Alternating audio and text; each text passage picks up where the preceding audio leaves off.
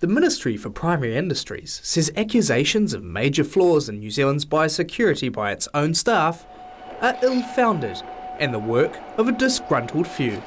In a letter published in Horticulture New Zealand's publication, The Orchardist, a group of anonymous ministry employees raised their concerns about the cost-cutting changes to frontline biosecurity under the national-led government. Among the accusations were that the ministry was understaffed, our airports suffer from a chronic shortage of detector dogs, and that passenger X-ray equipment is outdated.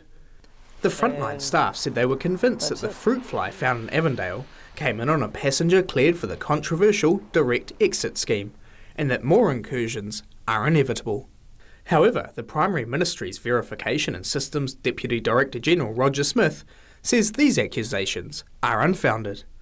We had some staff that found the transition into the new MPI, which is a much larger ministry, difficult. And we've been working with all the staff across the board to get them to understand how we're focusing our efforts.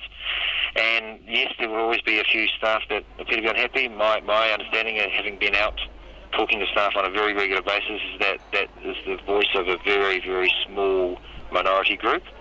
The biosecurity staff who penned the letter also wrote that the merger of the Ministry of Fisheries and MAF last year led to many long-serving and experienced biosecurity managers being made redundant.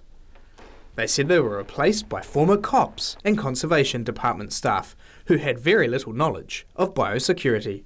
But Roger Smith says that while there have been significant managerial changes at the Ministry for Primary Industries, this has not affected biosecurity.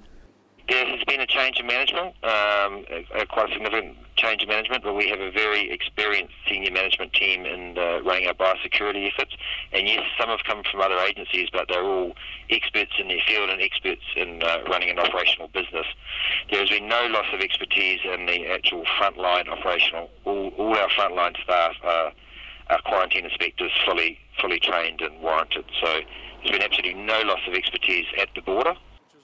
At a recent conference in Auckland, Minister for Primary Industries David Carter threatened HortNZ that if it continued to trumpet perceived biosecurity failings, then the government would shut the door in their face. If your board continues what is an ill-informed crusade, it runs the risk of lowering the credibility of Horticulture New Zealand to government and to government departments.